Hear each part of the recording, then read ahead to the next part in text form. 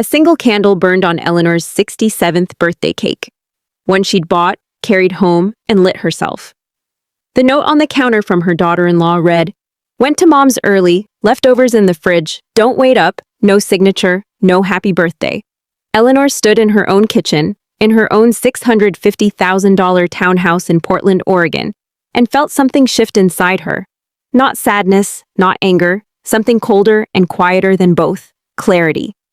6 months earlier, her son Daniel and his wife Vanessa had arrived with suitcases, sob stories, and a spreadsheet showing they were this close to saving for their forever home. Eleanor had opened her door wide. She always did.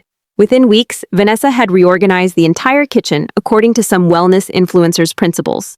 Eleanor's hand-painted Italian ceramics, collected across 30 years of travel with her late husband Gerald, were boxed up and shoved under the guest bed. "They clash with the energy of the space, Eleanor. You'll thank me later." Eleanor had nodded and said nothing. She cooked their meals, she did their laundry, she listened to Vanessa's long phone calls with her mother, Patricia, always conducted at full volume in the living room. Patricia, apparently, was a woman of extraordinary taste who deserved only the finest things. Daniel seemed to agree, judging by the credit card receipts Eleanor accidentally saw on the counter. A ski trip to Colorado, a designer handbag, a spa weekend for Patricia's half-birthday, an actual half-birthday. Meanwhile, Eleanor's heating bill had doubled and nobody had offered a single dollar. Standing at the kitchen counter on her birthday, Eleanor cut herself a small slice of the lemon cake and sat down with a cup of chamomile tea. She opened her laptop. She wasn't looking for sympathy. She was looking for property listings. Her financial advisor, a sharp woman named Carol, who had managed Gerald's estate for 12 years, had been gently nudging Eleanor for months. "You're sitting on significant assets, Eleanor. You could live beautifully anywhere you want." Daniel assumed his mother scraped by on a teacher's pension and whatever Gerald had left in the obvious accounts. He didn't know about the investment portfolio. He didn't know about the trust. He certainly didn't know about the inheritance Eleanor had quietly received from her own mother 3 years prior, which she had simply reinvested without mentioning to anyone.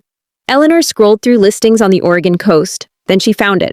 A shingled cottage in Cannon Beach, 4 bedrooms, a wraparound porch, private beach access, a writing studio with a view of Haystack Rock.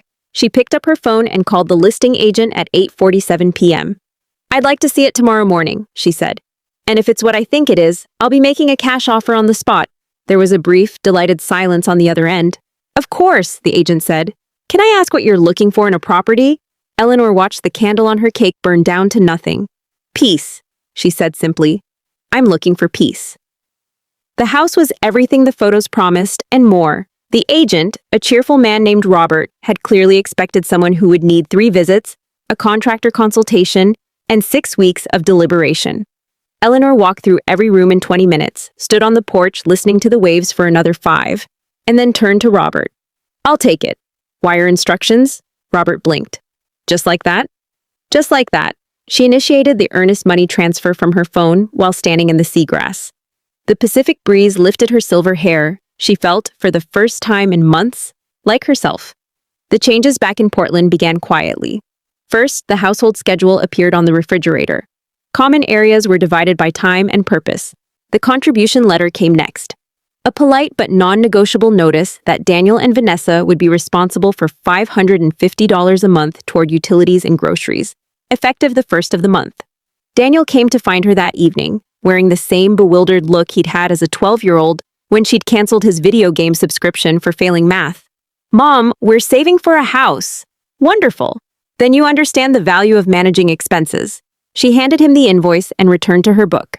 Vanessa tried diplomacy, which was at least more creative. She appeared the next morning with 2 cups of coffee and a practiced expression of warmth. "Eleanor, I think we got off on the wrong foot. We really do appreciate everything you do." Eleanor accepted the coffee, took 1 sip and said, "The copper pasta pot that was in my pantry. Where is it?" Vanessa hesitated. "I moved it to storage. It was taking up visual space. Please return it to the pantry by this evening." Eleanor smiled pleasantly. "Thank you for the coffee."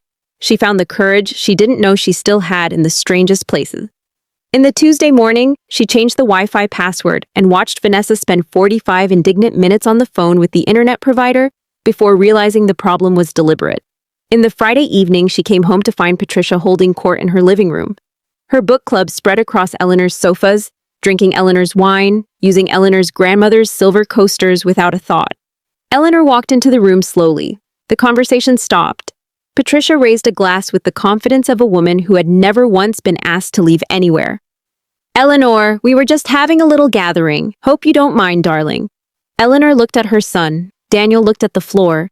"You have 15 minutes, Eleanor said. Her voice was the temperature of the ocean in November. "Excuse me?" Patricia laughed. "This is my home. The deed is in my name. 15 minutes, or I call the non-emergency police line and explain that I have a house full of people who do not have my permission to be here." She set her handbag down on the sideboard. "I'll be in the kitchen making tea. I'll hear the door." Within 12 minutes, they were gone. Eleanor heard Patricia's departing hiss to her daughter. "She's completely unhinged, Vanessa. You need to handle this situation." Eleanor poured her tea and smiled at the kitchen wall. She posted the photo on a Wednesday. Just herself on the cottage porch in Cannon Beach, the ocean enormous and silver behind her. A mug in both hands, hair loose. She was wearing Gerald's old fisherman's sweater. The caption read, "Birthday gift to myself, a little late. Turns out 67 is a spectacular age to start over." The comments came like a warm tide. Old colleagues, neighbors from 20 years ago, women she'd gone to university with who sent strings of heart emojis and messages like, "You look free, Eleanor, and we're coming to visit immediately." Then Daniel's text arrived. "What is this? Is this rented? Mom, that's not responsible. We need to talk about the finances." She read it twice, set the phone face down on the porch railing, and watched a pelican glide low over the water. The 30-day notice was delivered in a cream envelope on a Thursday evening. Eleanor had written it herself on her good stationery, the kind with her initials embossed at the top. Formal, clear, unapologetic. "Dear Daniel and Vanessa, this letter constitutes your official 30-day notice to vacate." Vanessa read it aloud in the kitchen like she was performing a scene in a play. "She can't do this. She literally cannot do this." "It's her house," Daniel said quietly. Something in his voice had changed. "Whose side are you on?" He didn't answer. Moving day was overcast and perfect. Eleanor had hired a professional crew. She wanted no chaos, no scenes, no opportunities for last-minute emotional ambushes. She'd spent the previous 2 weeks quietly sorting 31 years of accumulated life into 3 categories: coming with me, charity, and yours. The yours pile was modest. A recliner Daniel had always loved. A set of kitchen appliances Vanessa had bought herself. The wobbly bookshelf from the guest room. Everything else, the art, the rugs, the library, the Italian ceramics, Gerald's armchair. All of it was heading to Cannon Beach. As the movers carried the last boxes out, Vanessa appeared in the hallway. She looked exhausted. Some of the performance had fallen away, and underneath it was just a young woman who had made a series of very poor decisions and was only now beginning to understand the bill. "You're really doing this," Vanessa said. Not a question, not angry anymore, just a statement, small and hollow. "I am," Eleanor said. She adjusted the strap of her handbag. "You're a capable woman, Vanessa. You don't need my kitchen or my sofas or my patience to survive. You just convinced yourself you did." She gave Daniel a hug at the door, a real one, brief and tight. "I love you," she said against his shoulder. "That's why I'm going." She got in her car. She didn't look back at the house. She'd already said goodbye to it privately. At 3 in the morning 2 nights before, walking through the empty rooms with a single lamp, thanking the walls for 22 good years. The drive to Cannon Beach took 2 hours and 40 minutes. Eleanor stopped at a bakery in Tillamook and bought a slice of triple chocolate cake and a coffee so good she sat in the parking lot for 10 minutes just to finish it properly. When she pulled up to the cottage, the movers were already there. The sound of the ocean was immediate and total. Somewhere in the seagrass, something rustled. The air smelled of salt and pine and cold stone. She placed Gerald's photograph on the bedroom windowsill, where he could see the water. "We made it, my love," she said. "You would have adored this place." The months that followed were the quietest and fullest of her life. She woke early, she wrote, something she hadn't done since before Gerald died. Essays and memories and one long, rambling love letter to the life she still had left. She tended a garden that was becoming, slowly, exactly what she wanted it to be. She had neighbors who waved from their porches and didn't ask intrusive questions. She had Martha, who visited every other weekend and immediately declared the guest room hers. She checked her email once a day, in the late afternoon, usually with a glass of wine. Daniel's messages changed gradually, the way seasons change. So slowly you almost miss it until one day you look up and everything is different. First, defensive explanations. Then, apologies that still had edges on them. Then around month 4, something simpler and truer. Just thinking about you.